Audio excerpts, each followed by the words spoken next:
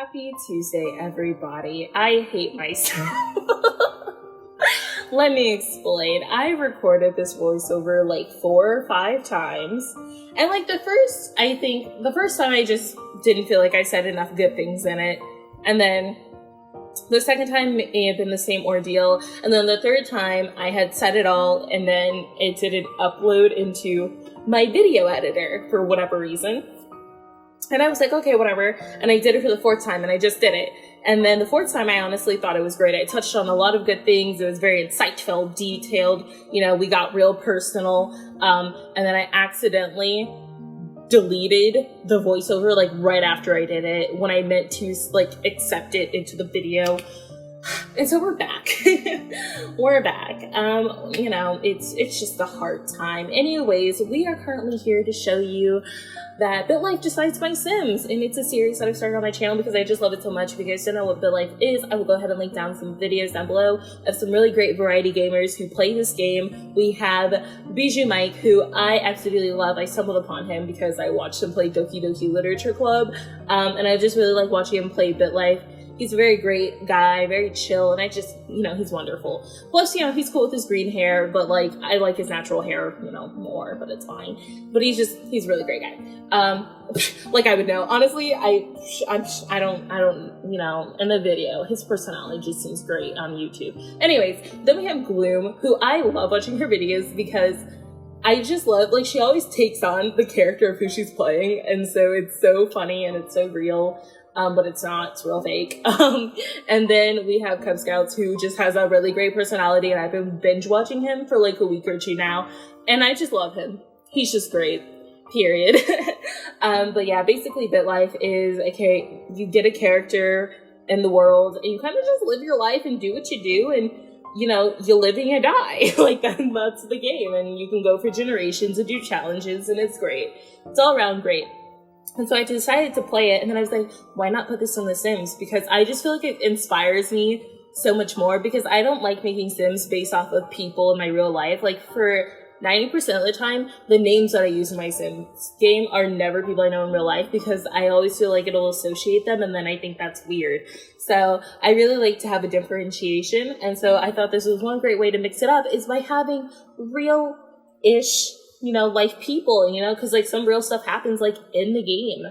And then also I just thought it would help me get some characters, because I am like one of those really traditional Sims players who are all about family and marriage and babies and things like that. And I've kind of like this year, and perhaps like part of last year, drifted towards slowing down. Like, I felt like my game was really like, okay, cool, like, we're here, we're married, babies, we got our pet, we have a nice house, move on, and just go through the generations. I'm kind of now being able to kind of see like more life perspectives and kind of doing more things, like more focusing on careers, trying to be non-traditional in the sense of those careers and things like that, and being more interesting, more worldly, things of that nature. But yes, also sorry about this pause. The reason why I had a pause here is because I decided to Google Argentinian women I wanted to have Rocio be an Argentinian woman. I've never done that before. And so I needed an inspiration picture. And I honestly feel like this is one of the most beautiful Sims I've ever made. Like, I'm not gonna lie, I was really proud about her. Go ahead and comment down below if you think I was somewhat accurate, because I'd appreciate it. But I just want to go ahead and try to put in some more diversity in my game, in my game, because I just think that, like, it just makes it not easier, more wonderful to have a diverse Sims community, because it will reflect our Sims community. Speaking of, I think one of the most beautiful things I've seen was the Sims Pride Plum Bob. Also, happy Pride Month. I was doing a lot of things at the very beginning of this month, and so I didn't make a Pride video yet. And now I want to do it at the end of the month to celebrate Pride, even though we should be celebrating things like Pride and Black Lives Matter. I'll touch on that in a moment. Black History Month is what I would say. And Asian Pacific Islander Month, and all of those months, we should really be celebrating all this beautiful uniqueness and diversity throughout the year. But I guess we could use a month to emphasize some of these things, but I highly recommend always spreading positivity and diversity. And on to the Black Lives Matter movement. I will be linking down below some petitions that you guys can sign. It will not take you very long. And if you listen to videos in the background or music, then it will make you even more willing to sign them so you don't feel like they're taking up so much time. But they are a cause that is honestly should be near and dear to the whole world. And I would truly appreciate if you guys could give us some time to go ahead and do that. Because if you can't donate financially, at least giving some of your time to sign your name to some petitions would be great. And speaking of, I will also link down below some custom content that I've been seeing recently. I was going CC shopping, and there are a lot of custom content pieces I was seeing on Black Lives Matter, and it's really just a beautiful thing. So please go ahead and check that out. But yes, I will say that during this time, after like quarantine and before the Black Lives Matter movement, I know that it was like still like, it wasn't feeling that great to like everybody, because everybody was getting all sick of being home and they were getting stir crazy. But I'd say personally, I've been finding this time to really like reflect, and I was really feeling at peace. I was working on bettering myself, and I still am. And I just think that quarantine is just like a blessing in disguise. Like, it's giving me so much more time to do things I've always wanted to do, like learn how to play the piano. I bought myself a piano as an early birthday present, and I've been practicing, as well as practicing on my Spanish. I've taken Spanish for 4 years in high school, and I currently just finished my first year of university, so it was my first year not taking Spanish for so long. But I've always wanted to become fluent, and I think my Spanish was really good in high school, but I was not fluent, in my opinion. So it's given me time to strengthen and work on that more. And also just to plan, because everybody knows I'm just a huge planner. Like, I'm like one of those people who always plans out their lives, and it's a whole ordeal. But yeah. And speaking of, I am, let's go ahead and do a life update. So I just turned 19 this previous weekend. I turned 19. It was great. It was fun. I've had a wonderful time. Sorry, there's just some things that you don't want to repeat for a fifth time, so I'm just over here like, I'm just exhausted of saying the same things. But yeah, I turned 19. I was all emotional because I was getting sentimental. One thing that some of my friends know about me, but I feel like a lot of people don't, is that it's really random, so who would? But I basically don't dream very often. Or you can make the argument that, I dream, but I don't remember them, whatever. If I don't remember it, it didn't exist. But yeah, so basically I don't really dream very often. When I was younger, I had a ton of nightmares. And then I got a dream catcher, and I'm part Native American. So my family takes dream catchers seriously. We believe they actually work, especially because they do in our experiences. And so I figured that the reason why I don't dream very much is because most of my dreams would be nightmares, and my dream catcher catches them for me. But yeah, because I've slept with a dream catcher for so long. I don't even remember how long now, but I'm pretty sure it was maybe 4th or 5th grade, and since then, so a while.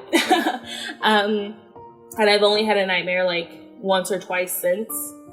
And I think that's pretty great. Thank you very much. Where was I going with this? Oh yeah, so I was having dreams about high school, and it was really wild. I've been missing high school just because I've been all about oh my god, I can't believe I'm growing up. It's really creepy, really weird. I'm uncomfortable. I'm also sad. And I've actually had dreams about those friends who you have in high school and you get along with very well, but you don't usually hang out with outside of you didn't hang out with them outside of school. And I had a dream of us all being back in class, joking and laughing and things, and I really missed them. It was so strong, and it's really weird because these are friends that I didn't consider my best friend, but we were cool friends, and I really missed them. So I was getting all in my feels. And annoyingly, my my really good friends, no one wants to be oh, I understand, so they're all just oh, whatever, just move on, age up, get through it, get over it. Which is really annoying, but whatever, thanks for not being sentimental. But yeah, and then one of my best friends from freshman year, we're still best friends. We've been best friends for 5 years now, and he sent me my birthday gift in the mail, and it was this little keychain, and it had the balance of justices on it, which is this symbol of law. I don't know what it's exactly called, but it had that, and it had it's not a gavel. I think that's what it is, a gavel. So like when the judge, you know, is like, he or she gives their final word. It has that, and then it has like a book on it, and then it wrote like for my favorite lawyer in training, because if you didn't know, I want to be a lawyer. I wanted to be an attorney since 3rd grade, and I still plan to go to law school after I get my degrees in university. So yeah, and so it was really sweet, because like sometimes it's really hard to stay motivated and stay so sure of yourself and things of that nature. You kind of like feel either like you doubt yourself, or you're kind of like, you know, you have an idea that perhaps like, what if I give up? And you know, you get all in your head and you get all psyched out, especially if you're in your first year of university or your second, and you're about to go to your next year. You still have these years to get your degrees before you go to law school, you know? And so it's always nice when you have like those really good friends and family by your side who always remind you of like, this is your future goal, your big picture. And they really like when they're kind of like your backbone of supporting you and knowing that you'll get there when you don't know yourself.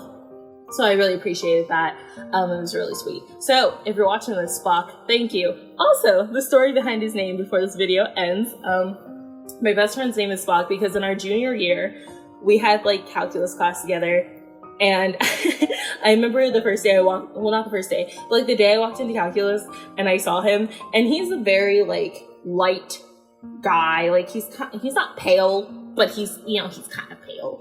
And so, and he naturally has like brown hair and like blue eyes or whatever, blue, green, I don't know. Blue, it's blue, I'm guessing. I think I'm right. Anyways, you know, when you look at someone who naturally has black hair, when you look at someone who doesn't, like the way his hair looked was like, it was so black that you knew it wasn't natural, and it just looked like you could pick it up because it looked like it was like a wig or something. At least that's how I feel. I'm sorry, best friend, you're great, but like, yeah. And so he reminded me of Spock from Star Trek because of like how black it looked. I don't know, because Spock's hair is not like a weird black, but like that's just the vibe I got.